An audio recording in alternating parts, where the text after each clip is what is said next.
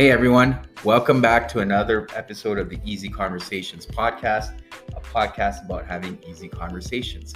I'm your host, Furkan Dandia. In this week's episode, I'm honored to welcome Dale Borglum. Dale is the founder and executive director of a Living Dying project. He is a pioneer in the conscious dying movement and has worked directly with thousands of people with life-threatening illnesses and their families for over 30 years. In 1981, Dale founded the first residential facility for people who wish to die consciously in the United States, called the Dying Center. He has taught and lectured extensively on spiritual support for those with life-threatening illnesses, caregiving as a spiritual practice, and healing at the edge of illness, death, loss, or crisis. Dale has a BS from UC Berkeley and a Ph.D. from Stanford University. He is the co-author of Journey of Awakening, a Meditator's Guidebook, and has taught meditation for the past 35 years. He has intensively immersed himself in the practices of devotion, meditation, and contemplative prayer for over 40 years, studying with many of the greatest masters of the last century, including Suzuki Roshi, Kalu Rinpoche, and the Dalai Lama, just to name a few. Dale has taught with Ram Dass, Stephen Levine, Joan Halifax, Jack Kornfield, Joseph Goldstein, Reverend Wayne Muller, and many others. His life's work and passion have been and continue to be the healing of our individual and collective relationship with death and using our mortality to inspire spiritual awakening. In this episode, Dale shares his journey of finding meditation on how he was able to calm his mind and get his ego to be less intrusive. Dale and I also discuss what conscious dying looks like and how people can come to terms with death and why there is fear when one contemplates death. Dale also explains what the Living Dying project is based upon. Please check out more of Dale's work on www.livingdying.org. I really hope you get a lot out of this episode, and if at the end you could leave a 5-star review, I would truly appreciate it.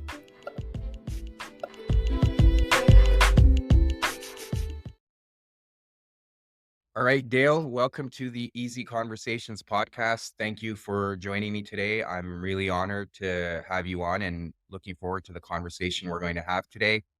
But before we get started, I wanted to give you an opportunity to introduce yourself to the listeners and share a little bit about what is the work you do, and then we'll go from there into our conversation. Okay, well, my name is Ramdev Dale Borglum. I have a spiritual name and a regular name. I mushed them together. I'm the executive director of the Living Dying Project, and we're an organization based in Northern California that offers conscious support, conscious spiritual support to people who are dying. I, along with Ram Dass and Stephen Levine back in the late 1970s, started the conscious dying movement here in the West. And we had a place in Santa Fe called the Dying Center that I was director of. It was the first place where people could come and live who wanted to die consciously. If you want, at some point, we can talk about what dying consciously really means. I am also a meditation teacher. In fact, I'm teaching a bunch of workshops coming up pretty soon. So if anybody's interested in all this stuff, the website is livingdying.org, livingdying.org. We have speaker series. I have a free group every other Saturday that has 400 people in it, a Zoom spiritual support group. And there are these both live and online workshops that are available. So there's all this material about how can we bring the traditional wisdom of the contemplative traditions, Hinduism, Buddhism, Christianity, Judaism, Islam, to the encounter with a life-threatening illness and to grieving and to caregiving. Yeah. Well, thank you for sharing that. And I'll put a lot of those resources in the show notes. And we'll talk about it again at the end of the episode. But I'm just curious, and I'm sure the listeners are too, but what got you into this field of work? If you don't mind sharing a little bit about your journey from the beginning. Well, it was kind of a roundabout thing. I actually got a Ph.D. in math at Stanford back in the late 1960s when the consciousness explosion was Yeah. exploding. And I was lucky enough or had good karma, whatever the heck it was, to end up being drinking buddies with Ram Dass when I was a graduate student at Stanford. Whenever he'd come to Northern California, he'd stay right across the street from where I was living with a mutual friend. So I got to know him. Before I met him, I had been involved in psychedelics and yoga and meditation and things.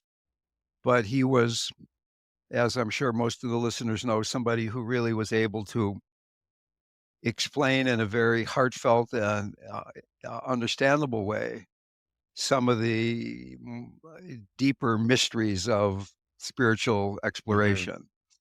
Back in those days, there weren't a lot of good books, and Ram Dass had been to India already. He was able to talk about these things. So anyway, I was really getting tired of being a mathematician at that Right. point. I was almost done, so I got my PhD. I went off to India and ended up with Ram Dass's guru, my guru, this guy Neem Karoli Baba Maharaji. He's talked about in Ram Dass's book, Be Here Hmm. Now. I came back to America and I didn't want to be a scientist anymore. So I did various things. I was uh, a chef in a vegetarian restaurant. I managed a musical group. And eventually I became the executive director of Ram Dass's Hanuman Foundation, which was an umbrella foundation under which there were service organizations doing good work. One of them, for instance, was the Prison Ashram Project, where our friend Bo Lozoff was saying, being in a prison's a lot like being in an ashram, except you don't want to be there.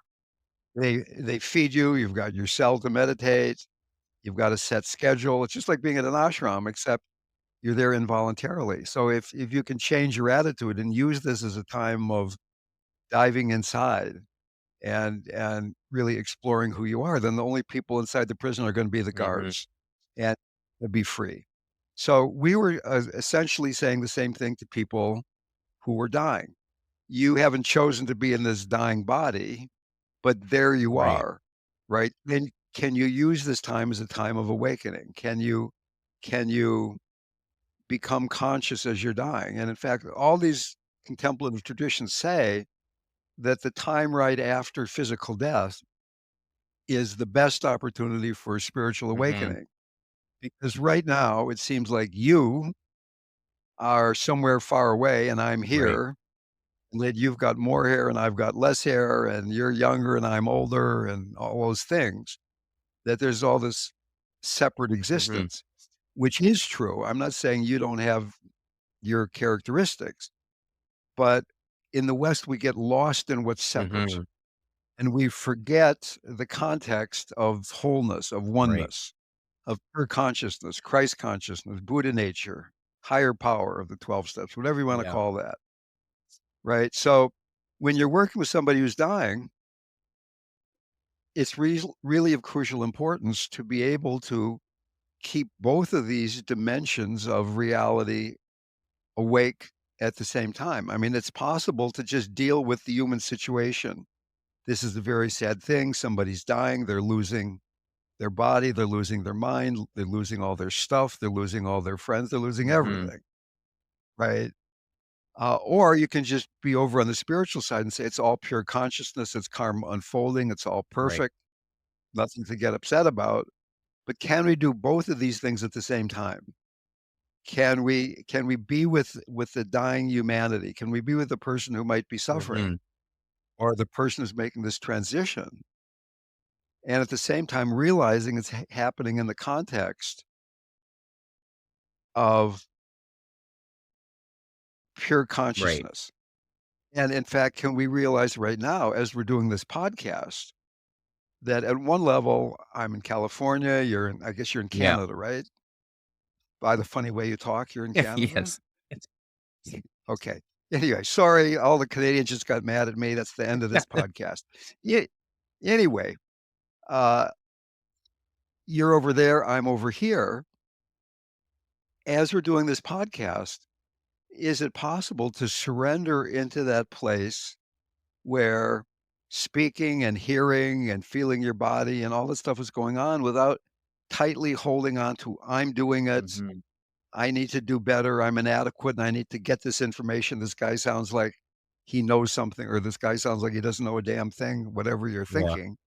But there's some sense of, there's this me, I need some spiritual information so I can be a better human Mhm. being.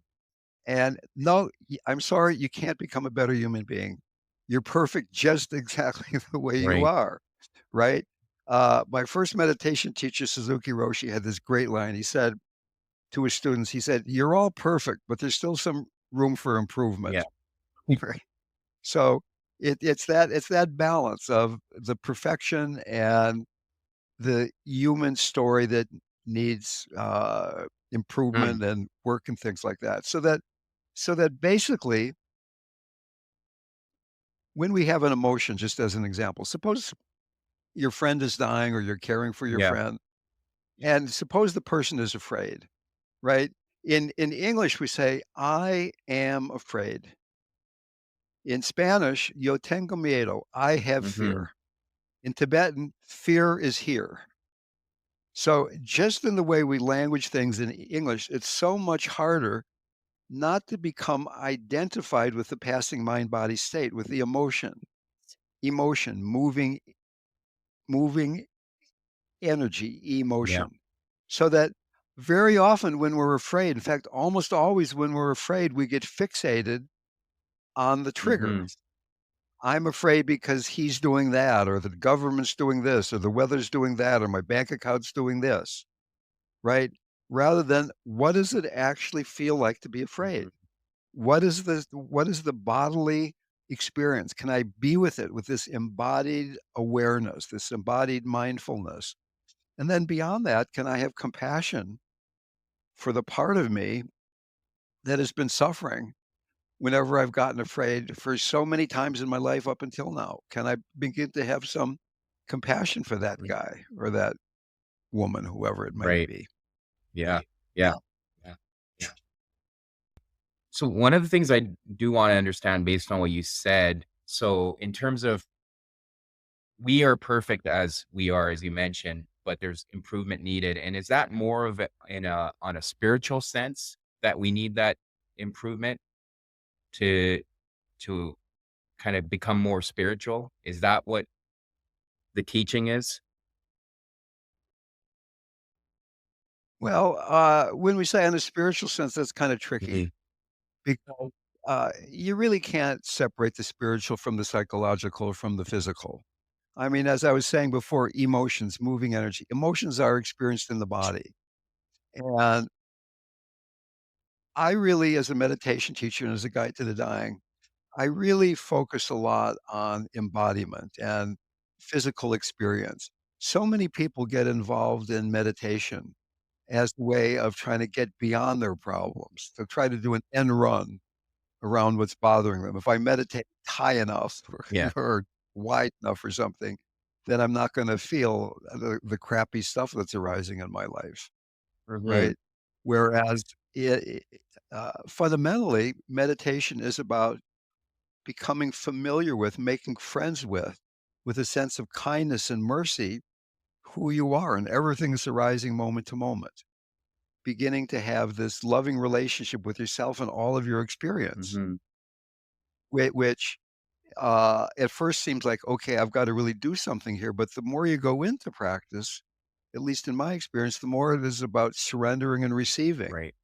and opening. That blessing is always there.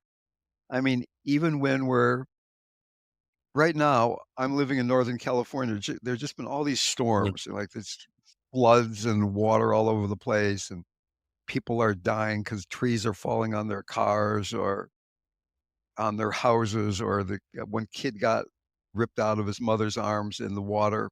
They never found him again. So these storms are going on. Is it possible then to keep my heart open for that? Mhm. It's pretty easy to keep your heart open if you're with somebody you love and you've just had a great meal and some wonderful music is playing and you've got some money in the bank and the doctor says you're pretty healthy right now. But when something goes wrong, right, is it possible to keep your heart Right. open? if we haven't done some of this beginning work of getting grounded, getting centered, inhabiting the lower chakras, being able to be present for fear, for shame, for guilt, for Yeah. anxiety, for grandiosity, for all these emotions that people get so caught in, then you can open your heart, but it's only gonna be a very temporary Hmm. experience because it's depending on the environment being Right. supportive. Yeah. Yeah. No, thank you for explaining that. And one of the things I think that keeps coming up, at least from over the last few months, based on the work I've been doing, is there's this fear of death for a lot of people. And I know you touched on that briefly, that people get afraid. Why do you think there's that fear and anxiety around even getting old and facing that next chapter of our life, um, based on the work you've done? Well, as a recovering mathematician, I have a formula. I know everybody loves math, Yeah. right? Okay. All fear is basically fear of death, Hmm. and fear of death equals lack of enlightenment. Hmm. So, enlightenment, to be overly simplistic here, which I love to do, is going beyond being identified with what's separate and surrendering into wholeness, into oneness. Yeah. And fear of death is the deepest fear. It's like fear. The New York Times did a survey a number of years ago. What are you most afraid of? Number one was speaking in public. Number three was dying. Okay, so that's kind of humorous in Mhm. some way, but the part of you or me that would be afraid of speaking in public is the part of you or me that's afraid we're going to be embarrassed by somebody else. There's me. There's those people out there that might judge me if I'm not clever enough or kind enough, whatever. And enlightenment is about surrendering that holding on to the I sense of letting that dissolve by going through the heart. Now, what we're talking about here is ego Mhm. death. The ego doesn't want to die. The ego believes Descartes. I think, therefore I am. So if you sit down to meditate, I don't know, do you meditate Yeah, at I all? do. Okay, so you sit down to meditate and you notice that you've got good intentions, but the mind is often Mhm. agitated. Thoughts keep coming, thoughts that aren't very important, that's just like filling up space, right? And why is that going on? Why can't you just relax and just be in your heart or be spacious or all those great things that the books talk about? Because in letting go and having an open, empty mind, it's ego Right. death. There's no I then who's having the experience, and the I starts freaking out and says, "Well, wait a minute. Let's start thinking about what's for lunch." Yeah. Right? So or something. So, like, one time I was at this longer meditation retreat. My mind was really, really clear, but still thoughts were coming sometimes. So I was really looking at what was happening. I began to notice the sequence that there was this spacious mind is kind of semi-blissful, felt great. That went on for a while, and then some thoughts started coming, and after a short and not so short period of time, I became aware of the thoughts, and they dissolved back into that spaciousness for a while, and then there was thoughts, and then there was awareness of thoughts, and then spaciousness. There was this cycle going Mhm. on. And I thought, well, why do those thoughts keep coming? It's so much more pleasant when I'm just resting in openness. And when I really paid attention, right before the thought was this very subtle fear of death, that fear of spaciousness, that I wanted to know that there was an I who could do something, even if it was having stupid Mhm. thoughts. So, uh, I'm not saying the mind is an Right. enemy, but we identify with all those thoughts. The mind is a wonderful tool. I mean, if you've got to do your income taxes or make up the grocery list or figure something out, fine. But a lot of thoughts is this automatic thinking that is driven by fear of death as a way of filling up space, that the ego structure would rather be uncomfortable Mhm. than Right. non-existent. Right. And there's a form of attachment too that takes place, right? And I think mo the struggle really comes from that attachment we have to everything around us. And really, I think that transformation happens through detaching, whether it's the future, our plans, or the people that we're going to leave behind, all kinds of things, right? Yeah, So, definitely. so I guess shifting gears now and understanding the whole process of conscious dying, what does that look like for people in terms of the work you do?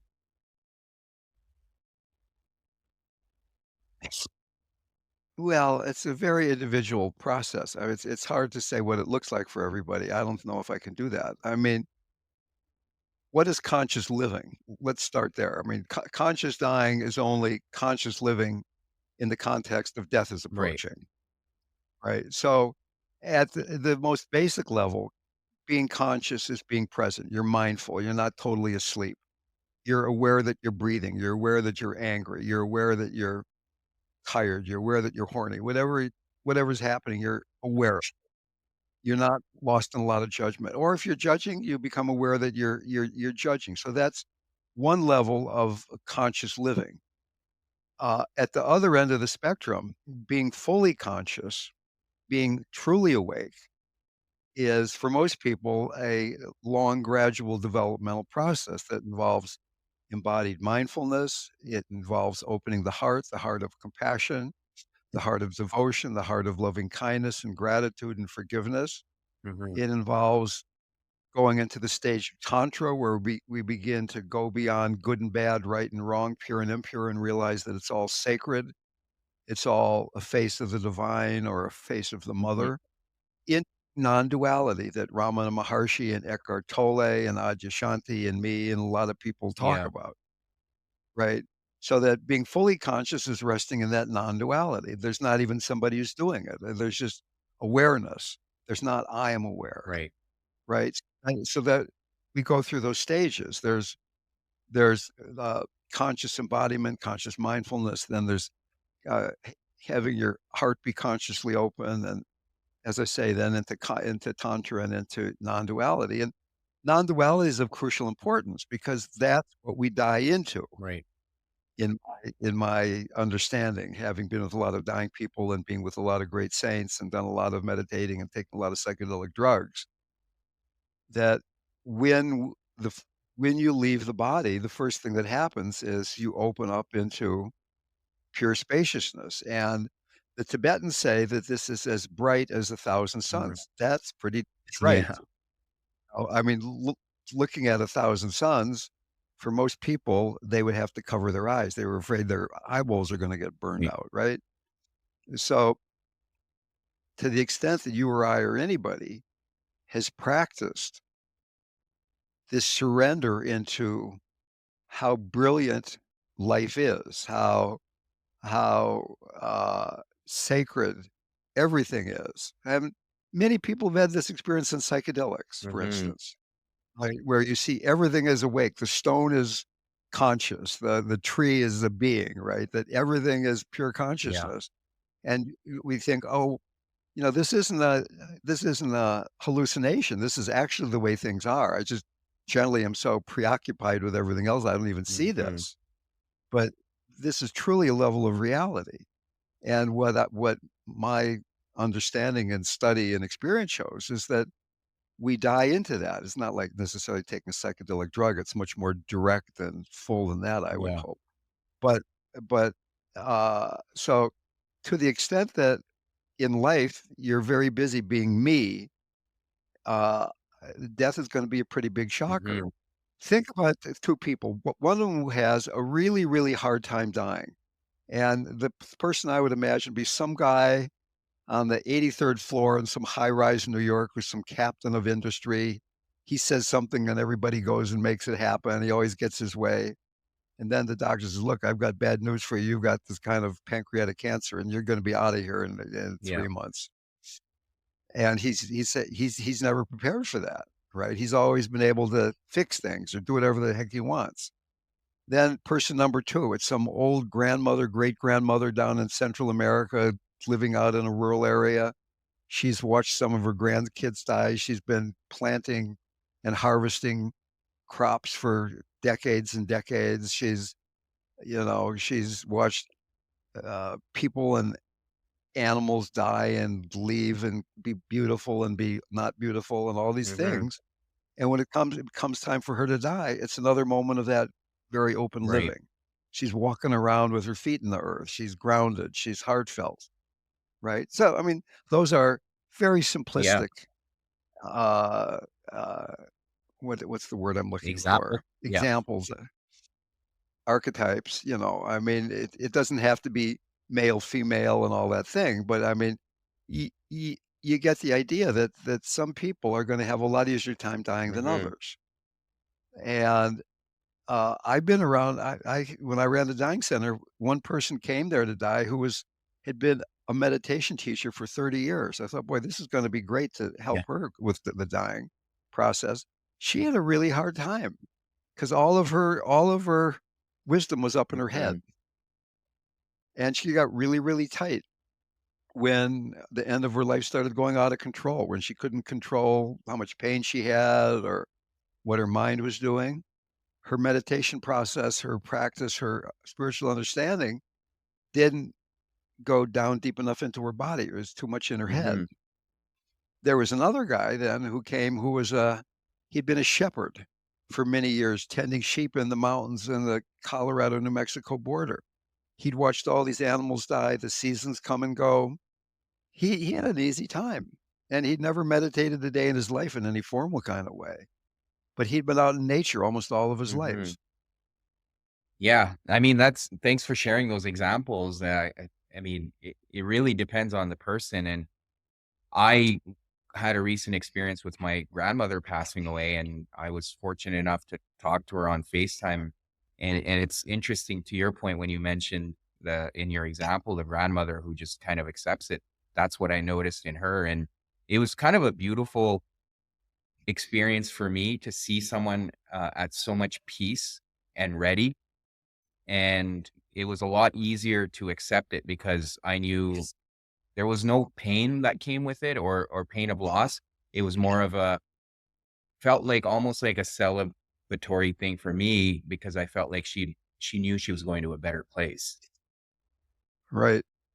And Fantastic. yeah, and I guess one of the things I'm curious to know, because I know we're talking about a lot of the times where it could be a terminal illness or it could be age related, but this is something we can meditate on and practice in our daily lives, irrespective of what our life circumstances are. Is that fair to say? It's, uh, completely fair to say, yes. Right. And again, to your point, it's really around that aspect of living in our heart and detaching from all the things we've created in our lives and kind of moving past those and accepting that next chapter. Um, anything else you want to share around this process or that listeners you think could benefit from? Well, uh, yeah, I guess what I'd like to say is that certainly there are a lot of imbalances in the world, and we look at what's going on politically, environmentally, socially, homelessness, hunger, mass migration, all these things seem wildly out of balance. And the way we've been talking about conscious dying up until now in our conversation is pretty much focusing on caring for one person at a Hmm. time. At the same time, there is a collective Western, and the Western world now pretty much includes most of the world, if you really get right down Yeah. to it in a lot of ways. Uh, it ha- there's a collective denial of death that the greed, the selfishness, the fear that's driving all these imbalances is basically coming out of this unexamined fear of Hmm. death. And one can be an activist and deal with homelessness or global climate change or hunger or working with trauma victims or whatever, so many different categories, obviously. But you run over here and put a Band-Aid on, and then the blood starts spurting out over here with homelessness, and you deal with homelessness, and then it spurts out over climate change, and just go running around. Maybe there's nothing more direct we can Right. do than going to the core wound, which is this fear of death. Mm-hmm. And uh, at the same time, it's difficult to ask people, and it's maybe asking too much. I think it is asking most people too much. I think it's asking me too much to just say, okay, examine your fear of Mm-hmm. death. But at the same time, can we begin to examine in a more moment to moment way, more workable, less daunting experiences that so many times during the day there's anxiety or guilt or pulling away from connectedness. Just as an example, the quality of compassion, the compassionate heart, the open heart has some defining qualities. One of them is a connected Mm-hmm. heart. Right now, does your heart feel connected to Mm-hmm. yourself? Yeah.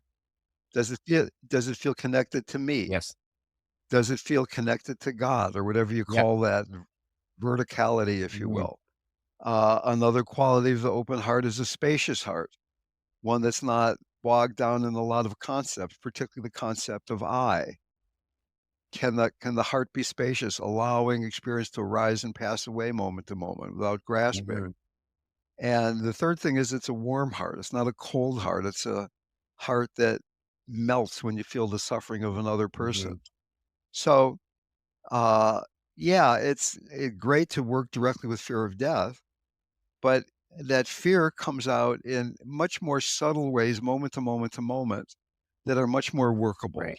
And I would guess that you and a lot of people on this podcast are people who, uh, sorry, excuse me for that. I just got a text message. Okay. Oh, my mind got shattered by a text message. That shows what a great practitioner I am. Okay. Okay. So, uh,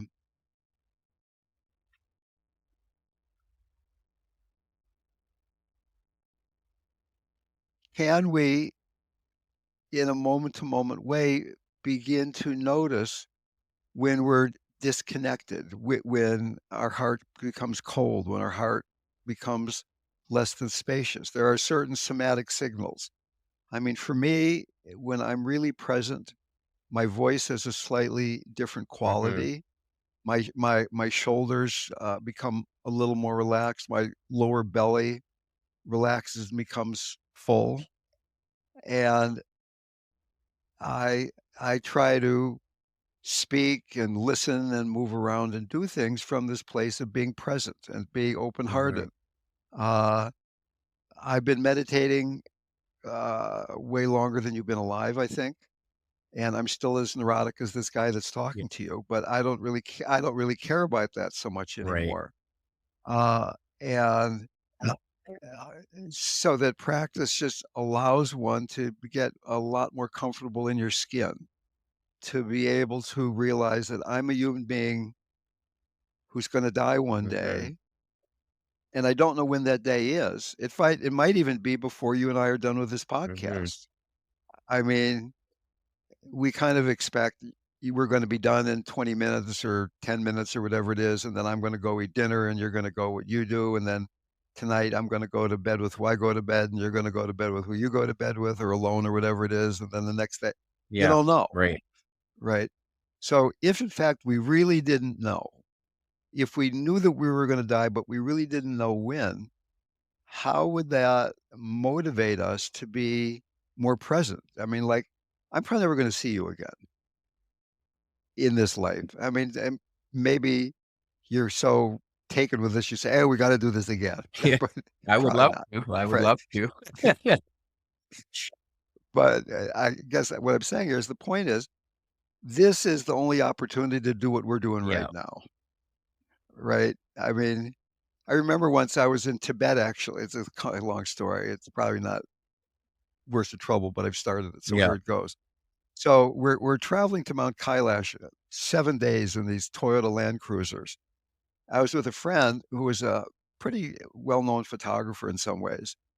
And we stopped to pee, and the women went over one side, the men went the other side, and there's this beautiful lake there. And my friend was coming back to the car and said, "Oh, I'm not going to get the picture. I didn't have my camera, and we have to leave now." And I said, "You can get the picture on the way Yeah. back after we go to the mountain." She said, "It's not going to be the same. This picture will never. It's only this moment. The light is a certain Yeah. way at a certain time of the day. It's this moment. It's never going to be here Right. again." And it's like, duh, all right. It had never occurred to me, oh, you can come back and take the picture in a week. No, it's not going to happen. Right. And that's the way life is. It's like, this is the Yeah. chance. This is the chance to love. This is a chance to die into Hmm. love. This is a chance to die into the next moment, to surrender, to receive grace. Yeah. There's this great poem by Saint John of the Cross, this great Spanish mystic, where he says, like he's talking to God and says, "What is grace?" And God says, "Everything is Hmm. grace."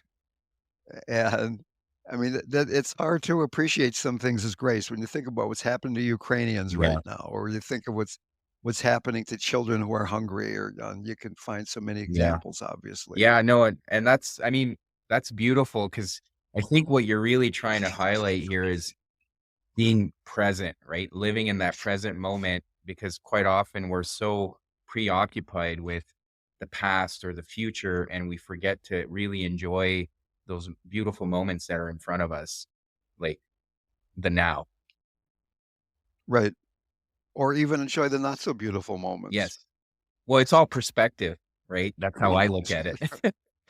Um, and what are your thoughts on this whole obsession that science has right now with finding ways to live longer and reverse aging?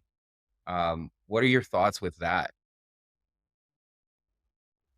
Yeah, that's a great question. I think it would be pretty horrible if everybody lived forever. There are these people who are claiming that they're extending their life expectancy by more than a year every Yeah. year, which extrapolated means they're going to live forever. And, uh, I'm 80 years old Yeah. and I feel the same as I did when I was 70. I was out hiking today and I'm going to go to the gym tomorrow. I feel pretty great. Yeah. Uh, I I'm not interested in being somebody who's like doddering around and my brain is shot and I can barely, get out of bed in the Mhm. morning. But at the same time, I don't want to spend too much time balancing what pills I'm taking and spending too much time trying to. I don't know. I mean, I guess the question is the motivation for doing this fear of death? Or is it I'm enjoying life so much I want more of it? And I really suspect a lot of it is the former Mhm. for a lot of Right. people. I don't live now, but I live pretty close to Silicon Valley. I grew up in Silicon Mhm. Valley. There's a lot of these people there, these billionaires who like they've got a house in New Zealand for the coming apocalypse, and they're trying to live forever and all those things. And I met some of these people, and they're not particularly happier than anybody else. I will assure you Right. that, right? They got a way nicer car than I've got, Mhm. right? But I've got a better girlfriend than they have. So anyway, Well, and I anyway, think to your point, if they were really wanting to extend their life because they're enjoying it so much, they would still be losing out on the present moment. They're not fully enjoying it because they're obsessed with some future event that may or may not happen. yeah, I think that's often the Yeah. case. Yeah. Yeah, I mean, it just fascinates me, because I think about it. I've had my own contemplation with death, and it was quite the peaceful moment when I was able to just accept what gonna come out of it, and it just gives you way more power and freedom to live your life to the fullest. Um, Dale, I thank you so much, for coming on here and sharing your life experiences and the work you do. I really appreciate it. I must say I was a little nervous talking to you, so thank you for Why would that? So who was I was nervous? nervous. Who's that? Why? Good question. Well, I could picture that. So you were nervous because you had some impression that I might know something, or like I'm somebody who's done things, and Yes. Yeah. Well, I Okay. mean, a lot of the work you've done is I think inspiring for me. So it's just normal. At least for me, it's normal to feel a bit nervous. But yeah, So what I'm saying though is that that's fear of death Mm. right there is that nervousness. And instead of saying it's normal, can you examine that? I Yeah, mean, uh, there's a you who's kind of looking up to me for reasons right or wrong. I'm not saying I'm any better than anybody else. I don't really think I yeah, am, but what does it feel like to be nervous about talking to Dale? And can you just be with that instead of saying, "Well, this is normal." Well, I mean, normal, I guess is okay, but does putting it into the category of normal prevent you from really investigating and having compassion for that part of absolutely. yourself? No, I appreciate that challenge, and that's something I'll definitely meditate on and journal tonight. Okay. And then beyond that, let me just say again that my website, livingdying.org, is the most complete site on the whole internet about conscious time. There's so much free Yeah. material there. There's meditations and lectures, and I got a podcast on the Be Here Now Network under my spiritual name, Ramdev, BeHereNowNetwork.com. Mhm. There's about 80 podcasts there about all these spiritual topics. There's Krishnadas is there and Jack Kornfield and Ram Dass and on and on and on, different people. No, that's great. I So, put all of that in the show notes. And okay, yeah, great. and I really appreciate your sense of humor. I really enjoyed talking to you today. So thank you very much. It's been a pleasure being with you. Take good care You of too. yourself. Thank you for checking out this episode with Dale. As always, please leave a review or a comment in the comment section. I always love hearing from you. And until next week.